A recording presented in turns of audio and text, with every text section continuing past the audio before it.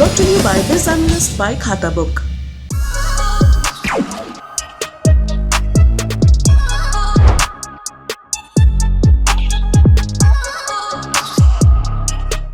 नमस्कार, मैं हूं निखिल और आप देख रहे हैं दी Lalan top show.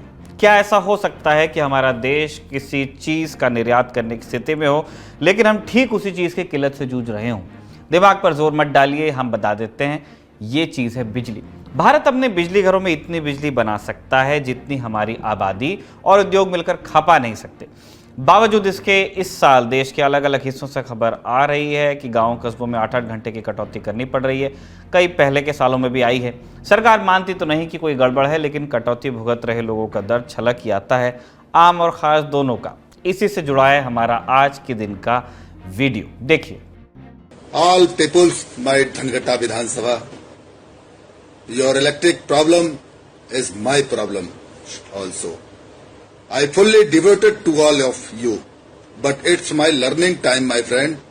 Please give me some time.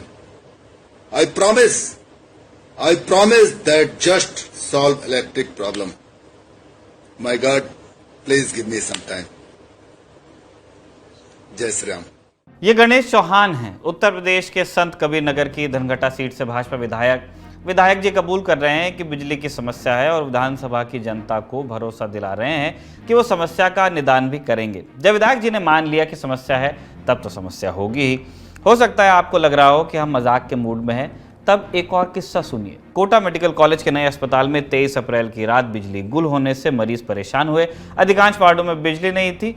Surgical ICU, emergency, covid ward में भी बिजली बंद रही। भीषण गर्मी में मरीज परेशान हुए। डॉक्टर्स ने भी टॉर्च की रोशनी में दवाइयां दी, इंजेक्शन लगाए। एक मरीज को टॉर्च की रोशनी में ही सीपीआर दी गई। एक मरीज की मौत की जानकारी भी अब मिली है। सुनिए अस्पताल के सुपरिंटेंडेंट चंद्रशेखर सुशील को। 7:15 के बाद में हमारा एक पैनल क्रश हो गया और उसकी वजह से काफ़ी से हमें दिक्कत आई।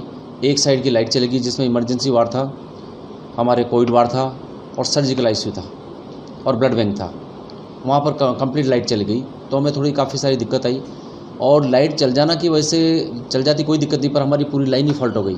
हमारी केबल जल गई उसमें और उसको चालू करने में बड़ी दिक्कत आई। दिक्कत हमें इसलिए आई कि जो इंजीनियर साहब थे हमारे, वो भी बाहर गए हुए थे।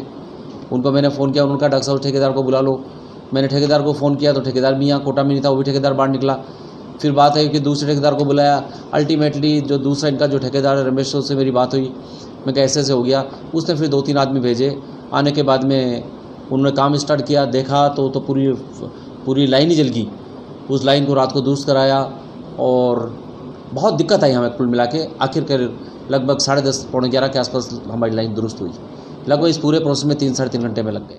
बताया जा रहा है कि अस्पताल के बिजली पैनल में लोड बढ़ने से फॉल्ट आया। इस फॉल्ट से केबल गर्म होकर जल गई, जिसके चलते बिजली सप्लाई पैनल से आगे अस्पताल परिसर को मिल नहीं रही थी। इसीलिए फिलहाल कोटा की इस घटना को मौजूदा बिजली संकट से जोड़कर देखने के लिए पर्याप्त आधार नहीं मिला है।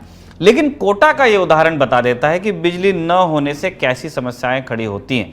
राजस्थान से अब चलिए उत्तर प्रदेश के बाराबंकी। यहाँ ग्रामीण इलाकों में पहले 18 घंटे बिजली आ रही थी, अब सिर्फ 4 से 5 घंटे आ रही है।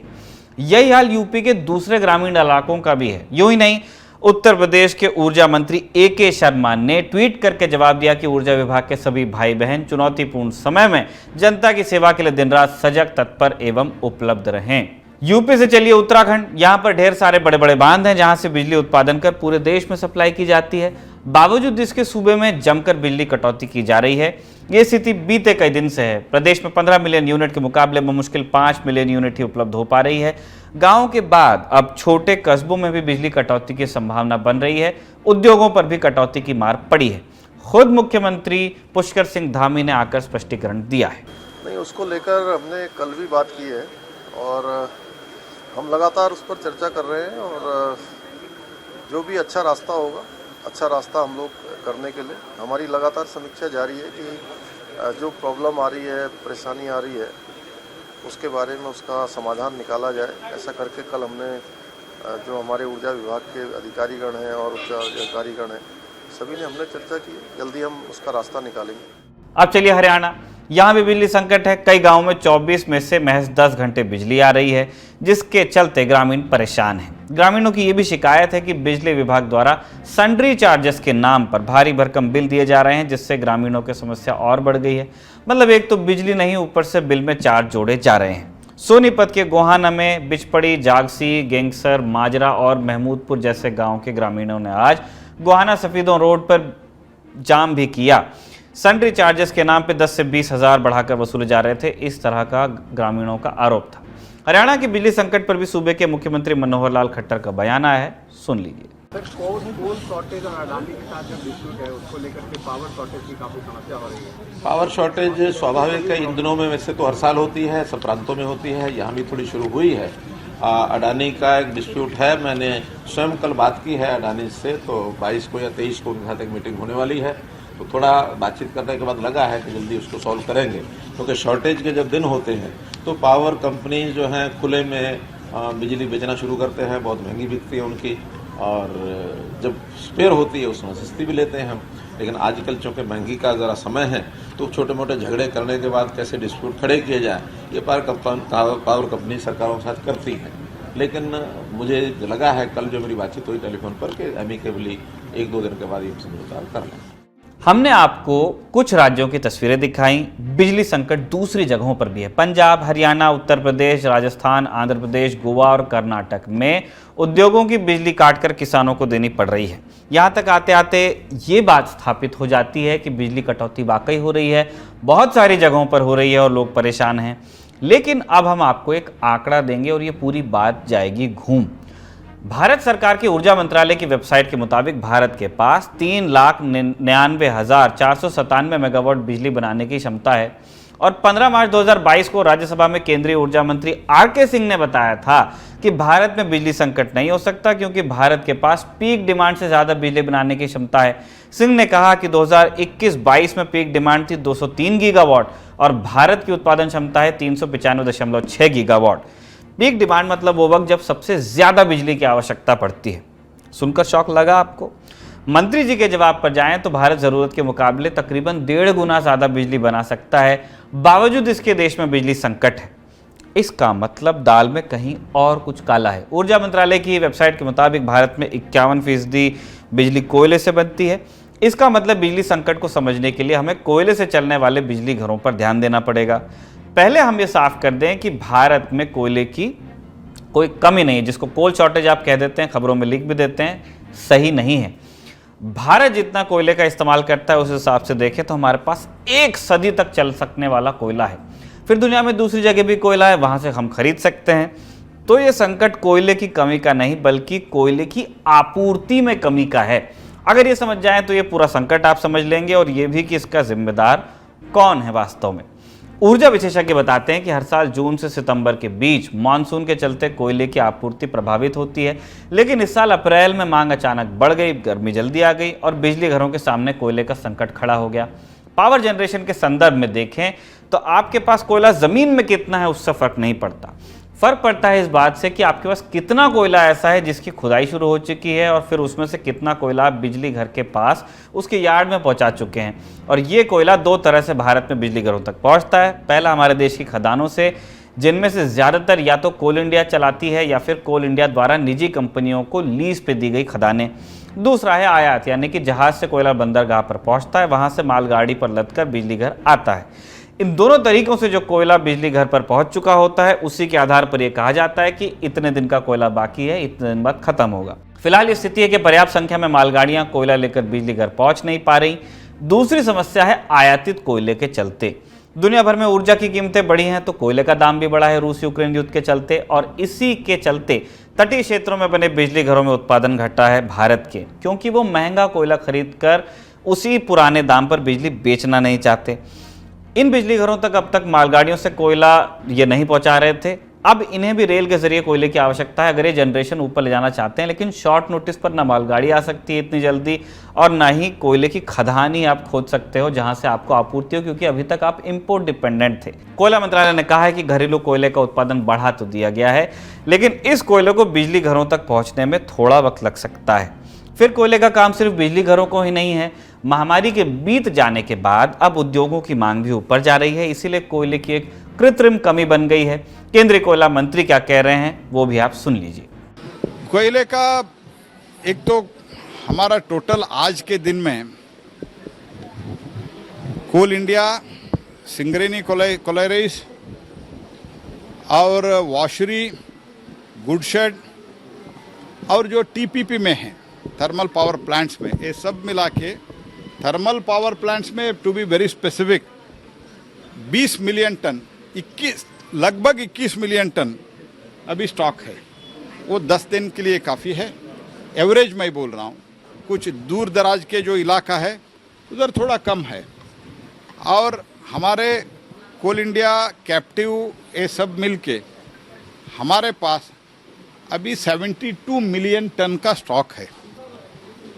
तो लेकिन मैं मानता हूँ नॉर्मली इस समय 17-18 डेज का स्टॉक रहना चाहिए, लेकिन रशिया से गैस आने का बंद हुआ है और imported based coal based power plant जो है, इंपोर्ट कोल उन लोगों को नहीं मिल रहा है। तो इसके लिए उनका भी जनरेशन बंद हो गया था, अभी कोशिश करके फिर शुरुआत हुआ है। गैस बंद हुआ है और इलेक्ट्रिसिटी माननीय मोदी जी के नेतृत्व में इकोनॉमी बहुत अच्छे पकड़ गए हैं। It has come to track again after Covid. तो बहुत अच्छे इकोनॉमिक डेवलपमेंट के कारण डिमांड बहुत बढ़ गया है। हम डेली बेसिस पे 3.2 बिलियन यूनिट्स हम उत्पादन करते थे। इस टाइम पे 310, 315, 320, कभी कभी 300 भी हुआ है, लेकिन अभी 340-350 बिलियन टन, 300 नहीं, 3.5 billion ton, 3.5 billion units per day हो रहा है। तो इसके कारण डिमांड भी बहुत बढ़ गया है। इसके कारण थोड़ा स्टॉक 16-17 जो रहने का था वो 10-11 दिन का हुआ, लेकिन इसका अर्थ ये नहीं है कि 11 दिन के बाद सब बंद हो जाएगा। हम उसको रिप्लेस करते रहते हैं। हर दिन हम कम से कम 2 मिलियन टन हम सप्लाई अभी भी कर रहे हैं। तो इसीलिए शॉर्टेज है, इसका मानना नहीं है कि पूरा 10 दिन के बाद बंद होगा, ऐसा नहीं है। और थोड़ा हम ऐड करना चाहते हैं, लेकिन स्टॉक में कोशिश चल रहा है। हम रेलवे मंत्रालय, पावर मंत्रालय मिलके काम कर रहे हैं। इस पूरे संकट पर हमने ऊर्जा विशेषज्ञ नरेंद्र तनेजा से बात की। उन्होंने हमें बताया कि भारत में केंद्र, राज्य और निजी कंपनियां बिजली बनाते हैं। इन तीनों के काम करने के तरीके में जमीन आसमान का फर्क है। राज्यों द्वारा चलाए जा रहे बिजली घरों की माली हालत ठीक नहीं, इसलिए ये समय से कोयले के दाम चुका नहीं पाते, आपूर्ति के कॉन्ट्रैक्ट्स नहीं बना पाते। बिजली का निर्माण हमारे यहाँ मुख्यतः 3 बड़ी सेक्टर में होता है। एक तो केंद्र सरकार करती है, जिसमें NTPC है, NHPC है, न्यूक्लियर पावर कॉर्पोरेशन है, सोलर पावर कॉर्पोरेशन है, ये लोग कर केंद्र की हैं। और दूसरा जो है तमाम राज्य सरकारों की अपनी कंपनियां हैं या यूटिलिटीज हैं, वो बिजली का निर्माण करती हैं। और तीसरा जो है वो प्राइवेट सेक्टर में निर्माण होता है। अब तीनों का संस्कृति, इनका बिजनेस की शैली, इनका अर्थशास्त्र और इनका कुल मिलाकर के वितरण का तरीका बहुत अलग अलग है। केंद्र सरकार की कंपनियां तो बिजली बना करके और सप्लाई कर सकती हैं, क्योंकि उनको अधिकार नहीं है कि वो बिजली बेच सकें। आम उपभोक्ता को बेचने का उनको अधिकार नहीं है, तो वो मिलाकर राज्य सरकारों को देते हैं और राज्य सरकारों को उनको पैसा देना पड़ता है, या जो भी उनसे बिजली लेता है उसको पैसा देना होता है। अब जो सबसे बड़ा कारण क्या हो जाता है कि केंद्र सरकार की जो बड़ी कंपनियां हैं, ये निर्माण तो बिजली का कर देती हैं, तमाम राज्य सरकारें समय रहते पैसा नहीं दे पाती। तमाम ऐसी कंपनियां जो डिस्ट्रीब्यूशन के अंदर हैं, जो घर घर बिजली पहुंचाती हैं, उनका अर्थशास्त्र वो पैसा नहीं दे पाती, या उनकी क्षमता नहीं होती यूटिलिटीज की कि वो बिजली का जाकर के बिजली खरीद सकें या लॉन्ग टर्म कॉन्ट्रैक्ट साइन कर सकें, या अगर आवश्यक हो जाए तो पावर एक्सचेंज से जाकर के बिजली को खरीद सकें। तो वो करती क्या है, चूंकि उनकी क्षमता नहीं है या उनके अन्य कारण है, वो बिजली को बंद कर देती है, जिससे पावर शॉर्टेज जिसको हम बोलते हैं वो आपको दिखती है। खासतौर से वो इलाके जो मीडिया की सुर्खियों में नहीं होते, वहां ये चीजें ज्यादा होती हैं। इस समस्या का एक पहलू यह है कि बिजली का राजनीतिक मुद्दा होना भी एक समस्या है। बिजली को लेकर सरकारें अमूमन भावुक फैसले लेती हैं, जिनके चलते आपूर्ति कंपनियों की हालत खस्ता हो जाती है। सुनिए। दूसरी तरफ हमने ये भी देखा है जो पॉपुलिज्म है, जिसको बोलते हैं पावर पॉपुलिज्म, वो एक बहुत बड़ा कारण है जिससे कि हमारे देश में आज संकट होता है। अब मैं आपके कुछ दर्शक मुझसे नाराज हो जाएंगे जब मैं ये कहूंगा, लेकिन हकीकत ये है कि हमारे तमाम लोग देश के अंदर बिजली की चोरी करते हैं और उनको कोई अपराध बोध नहीं होता कि मैं बिजली की चोरी कर रहा हूँ। जब बिजली नहीं आती वो कोसते हैं, बिजली नहीं आ रही। अच्छा, तमाम उद्योग भी ऐसे हैं जो बिजली की चोरी करते हैं। तो अगर आप ये देखिए, वो बिजली जैसी चीज जिसके निर्माण के लिए भारी पूंजी चाहिए, भारी मशक्कत करनी पड़ती है। कोयला हम आयात भी करते हैं, हमारा अपना भी है। कोयला खदान से लाना कोई आसान काम नहीं होता है। बिजली घर में तक कोयला पहुंचाना बहुत मेहनत का काम होता है, बहुत पैसे का काम होता है।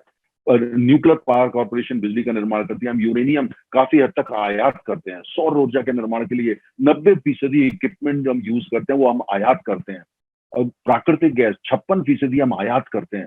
वो सारी चीजें जिनके बिजली के निर्माण इतना पैसे वाला काम है, कैपिटल इंटेंसिव, इतनी मेहनत का काम है, और उसमें आकर के आप ये कि मैं मुफ्त में दे दूंगा या मैं चोरी कर लूंगा, तो फिर समस्या तो आएगी। इसके लिए मेरा ये मानना है कि अगर मेरे से आप पूछें ईमानदारी से तो कौन कौन जिम्मेदार है, मेरा मानना है कि उपभोक्ता भी जिम्मेदार है। चोरी क्यों होती है, जहां होती है तो क्यों नहीं रोकते। दूसरी बात यह है कि उसका सही दाम जो है वो क्यों नहीं लिया जाता। बिजली को मुफ्त में जो राजनीतिक दल देती है, आप उसका क्यों नहीं बहिष्कार करते। बिजली जैसी चीजें मुफ्त में दे रहे हैं आप पूरा इंफ्रास्ट्रक्चर के साथ मजाक कर रहे हैं। और जहां तक समन्वय की बात है, केंद्र सरकार भी जिम्मेदार है, समन्वय को चुस्त क्यों नहीं किया जाता। जो राज्य सरकार समन्वय ठीक तरह नहीं करती उसको जो है वो पॉइंट आउट करना चाहिए। आप नेम एंड शेम करिए उसको। और राज्य सरकार है इसलिए ये कह के कि मेरे पास पैसा नहीं है या ये कह के मेरी क्वालिटी ऑफ गवर्नेंस नहीं है, आप बिजली जैसी चीज से समझौता नहीं कर सकते। तो ये एक ऐसी चीज है जिसके बारे में चाहे वो केंद्र सरकार हो, चाहे वो राज्य सरकार हो, चाहे राजनीतिक दल हो, चाहे उद्योग धंधे हो, चाहे आम नागरिक हो, जब तक सारे लोग इसमें समन्वय नहीं होगा और सभी को लेके चिंतित नहीं होंगे, वो देश जहां पे बिजली सरप्लस है लेकिन घर पे बिजली नहीं है, तो आप सोच सकते हैं जहां जिम्मेदारी की बात है सब लोग जिम्मेदार हैं। आमतौर पर लोगों को लगता है कि अगर बिजली या पानी जैसी सुविधाओं को पूरी तरह बाजार के हवाले ही कर दिया गया तो इससे गरीबों से सब छिन जाएगा क्योंकि वो खरीद नहीं पाएंगे। इसे टालने के लिए क्या करना होगा वो भी हमने विशेषज्ञों से पूछा। जो हमारे यहाँ रेगुलेशन होता है और रेगुलेटर जो होता है वो ट्रांसपेरेंट होना चाहिए। हर राज्य के अंदर रेगुलेटरी बॉडी अलग बनी हुई है, हर राज्य की अलग अलग और केंद्र की अलग है।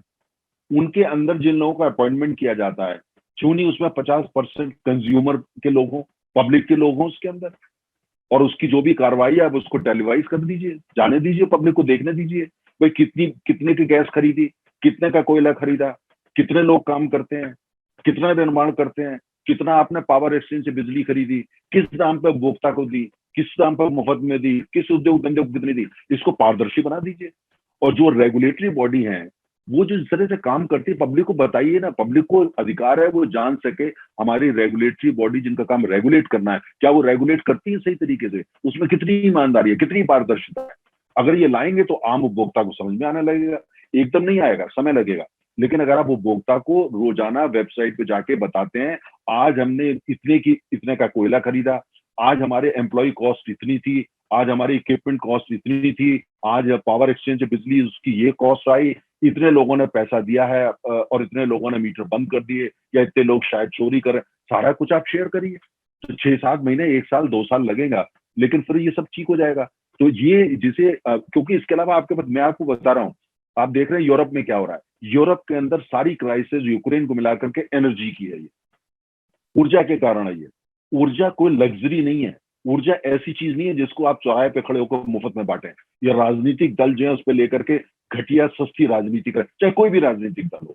जो राजनीतिक दल ये कहे मैं मुफ्त में पेट्रोल दूंगा, मुफ्त में डीजल दूंगा या मुफ्त में बिजली दूंगा, उनको बैन लगना चाहिए उनके ऊपर। सुप्रीम कोर्ट को सुनना चाहिए और बैन लगा देना चाहिए। और जो वो नागरिक जो कि इन चीजों को समझते हैं कि इन चीजों से मजाक नहीं कर सकते, जब आप पेट्रोल डीजल बिजली के साथ जो है ये मजाक करते हैं या तो आप देश के भविष्य के साथ मजाक करते हैं। उन बच्चों को सोचिए जिनका बोर्ड के एग्जाम शुरू हो रहे हैं और उनके घर में इस समय जब आप ये मेरे से बातचीत करें उनके घर में बिजली नहीं है। कल्पना करके देखिए उन बच्चों को, उन महिलाओं को सोचिए जिन्होंने इस गर्मी में खड़े होकर के पंखे के बिना खाना बनाना पड़ेगा और बिजली नहीं होगी अलग।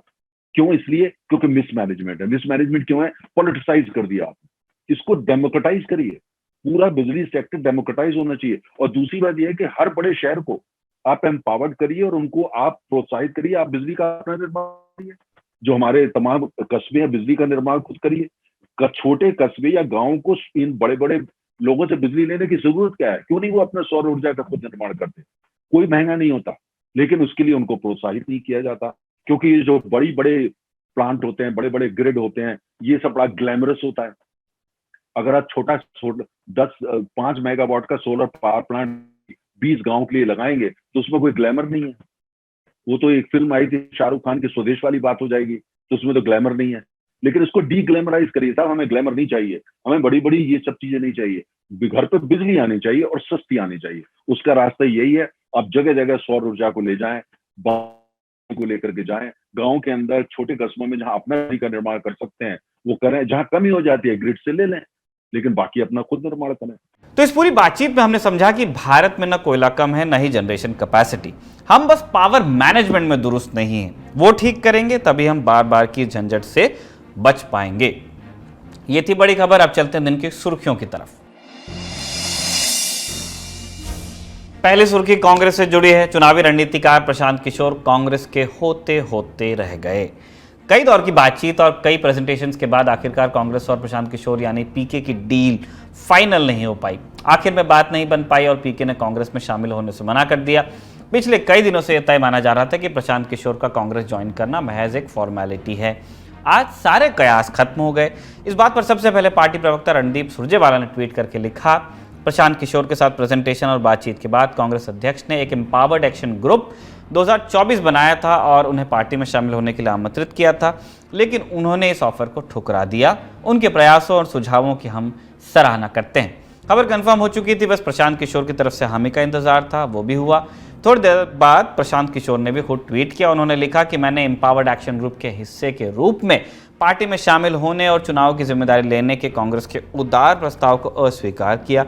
मेरी विनम्र राय में मेरे शामिल होने से ज्यादा कांग्रेस को परिवर्तनकारी सुधारों के माध्यम से कुछ गहरी संरचनात्मक समस्याओं को ठीक करने के लिए नेतृत्व और सामूहिक इच्छा शक्ति की आवश्यकता है। उन्होंने अंग्रेजी में लिखा था, हमने अनुवाद किया। मतलब कि खेल खत्म हो गया, टाटा बाय बाय हो गया। बीते दिनों प्रशांत किशोर ने कांग्रेस अध्यक्ष सोनिया गांधी और पार्टी नेतृत्व से मुलाकात की थी और 2024 के लोकसभा चुनाव को लेकर एक ब्लूप्रिंट पेश किया था। चुनावी रणनीतिकार के साथ मुलाकात करने के बाद सोनिया गांधी ने एक 8 सदस्यीय पैनल का गठन किया था, जिसको ये जिम्मेदारी दी गई थी कि वो प्रशांत किशोर के सुझावों पर विचार कर रिपोर्ट पेश करें। इसके बाद एम्पावर्ड एक्शन ग्रुप 2024 बनाया गया। इसका मकसद पार्टी में संरचनात्मक सुधारों के जरिए इसे आगामी चुनौतियों के लिए तैयार करना था पार्टियों को और 2024 के आम चुनावों की तैयारी करना था। कितने बैठक हुए, कितने स्लाइड की पावर पॉइंट प्रेजेंटेशन दिखाई गई और पीके ने क्या प्लान बनाया, अब ये सब बातें हो गई हैं पुरानी। आज का ताज़ा और छीटा मार सवाल ये है कि आखिर गरारी फंसी कहाँ? जब रास्ते खुले थे तो मंजिल क्यों नहीं मिली? कुछ जवाब सूत्रों से मिले। हुआ ये था कि प्रियंका गांधी चाहती थी कि प्रशांत किशोर पार्टी में आए। उन्होंने ही अप्रोच किया था, सब कुछ सही जा रहा था, मगर पेंच आखिर में इसलिए फंसा क्योंकि प्रशांत किशोर काम करने की पूरी आज़ादी चाहते थे। उनकी मांग थी कि वो सीधे पार्टी अध्यक्ष को रिपोर्ट करेंगे। एक तरह की एब्सोल्यूट पावर चाहते थे, जिसे पार्टी के बहुत से नेता पचा नहीं पाए। तृणमूल मॉडल। दूसरी सबसे बड़ी बात यह हुई कि कांग्रेस चाहती थी कि अगर प्रशांत किशोर पार्टी में शामिल होते हैं तो उन्हें तेलंगाना में केसीआर और उनकी पार्टी का काम छोड़ना होगा, क्योंकि कांग्रेस वहां केसीआर की प्रतिद्वंद्वी है। सूत्र बताते हैं कि इस पर प्रशांत किशोर ने कहा कि मैं अलग हूं और मेरी कंपनी अलग है, दोनों का काम भी अलग है। जवाब में कांग्रेस आला नेतृत्व की तरफ से कहा गया कि हम आपको और आपकी कंपनी को अलग नहीं मानते। यहीं से बात बिगड़ी और आखिरकार प्रशांत किशोर और कांग्रेस के रास्ते अलग हुए। इस खबर पर चर्चा चल रही थी कि उतने भर में पंजाब कांग्रेस के पूर्व अध्यक्ष नवजोत सिंह सिद्धू ने फोटो ट्वीट कर दी। वो प्रशांत किशोर के साथ थे। लिखा, कई दिनों बाद पुराने दोस्त पीके के साथ शानदार मुलाकात हुई। Old gold and old friends still the best. इस ट्वीट को रीट्वीट करके कांग्रेस के ही दूसरे नेता और छत्तीसगढ़ सरकार के एडिशनल एडवोकेट जनरल अशोक बसोया ने लिख दिया कि अच्छा, अब समझ में आया कि मामला क्यों बिगड़ा हुआ है। इस पर आम लोग भी लिखने लगे, राय देने लगे। अच्छा है, कांग्रेस का आपस में ही बढ़िया द्वंद्व चल रहा है। खैर, आगे की खबर यह है कि कांग्रेस ने आगे के मंथन के लिए चिंतन करने का फैसला लिया है। कांग्रेस अध्यक्ष ने फैसला लिया कि 13, 14 और 15 मई को उदयपुर में चिंतन शिविर आयोजित किया जाएगा। इसमें सभी राज्यों से करीब 400 कांग्रेसी शामिल होंगे। दूसरी सुर्खी महाराष्ट्र से है। हनुमान चालीसा विवाद में जेल गए राणा दंपति को आज फिर झटका लग गया। हाईकोर्ट में केस हटाने की याचिका खारिज हुई थी, तो आज सेशन कोर्ट से जमानत याचिका भी खारिज हो गई। अमरावती से निर्दलीय सांसद नवनीत राणा और उनके विधायक पति रवि राणा को तत्काल कोई राहत नहीं मिली। अब 29 अप्रैल तक पति पत्नी दोनों जेल में रहेंगे। राणा दंपति की तरफ से पैरवी करने वाले वरिष्ठ अधिवक्ता रिजवान मर्चेंट ने बताया कि अगली सुनवाई 29 अप्रैल को है, तब तक हम जवाब दाखिल करेंगे। साथ ही हम पुलिस से पूछेंगे कि राणा दंपति पर देशद्रोह का आरोप आखिर क्यों लगाया गया। अमरावती से निर्दलीय सांसद नवनीत राणा ने आरोप लगाया था कि अरेस्ट करने के बाद उन्हें पूरी रात पानी नहीं दिया गया। उन्होंने ये भी दावा किया कि उन्हें अनुसूचित जाति का बताकर रात भर वॉशरूम इस्तेमाल नहीं करने दिया। ये शिकायत करते हुए उन्होंने लोकसभा अध्यक्ष को पत्र भी लिखा। नवनीत राणा के पत्र पर लोकसभा सचिवालय ने 24 घंटे में मुंबई पुलिस से जवाब भी मांग लिया। पानी न देने के आरोपों के जवाब में मुंबई पुलिस कमिश्नर संजय पांडे ने सीसीटीवी फुटेज जारी की। वीडियो के आधार पर दावा किया कि राणा दंपत्ति गिरफ्तारी के बाद पुलिस स्टेशन में आराम से बैठे थे। उन्हें चाय कॉफी भी ऑफर की गई थी जो पीते दिखते हैं। मुंबई पुलिस कमिश्नर के वीडियो के बाद सांसद नवनीत कौर के वकील रिजवान मर्चेंट ने एक बयान जारी किया और कहा कि कमिश्नर साहब बोल रहे हैं झूठ। उन्होंने जो वीडियो जारी किया है वो है खार पुलिस स्टेशन का, लेकिन पूरी रात दंपत्ति बैठाए गए थे सांता क्रूज पुलिस स्टेशन में। इस दौरान न तो पानी दिया गया, न ही बाथरूम जाने दिया गया। जो इंपॉर्टेंट रिकॉर्डिंग है वो है सांता क्रूज पुलिस स्टेशन के पास, जिसे मुंबई पुलिस कमिश्नर को जारी कर देना चाहिए अगर वो फुल डिस्क्लोजर चाहते हैं। तीसरी सुर्खी बेरोजगारी से जुड़ी है। मुंबई में एक private research firm centre for Monitoring Indian economy CMI ने रोजगार से जुड़ा नया डाटा जारी किया है जो बताता है कि रोजगार की समस्या भारत में साल दर साल बढ़ती जा रही है। आंकड़े बताते हैं कि बीते 5 साल में 2 करोड़ से ज्यादा नौकरियां कम हो गई। 45 लाख लोग तो इतने निराश हो गए कि उन्होंने काम की तलाश ही छोड़ दी।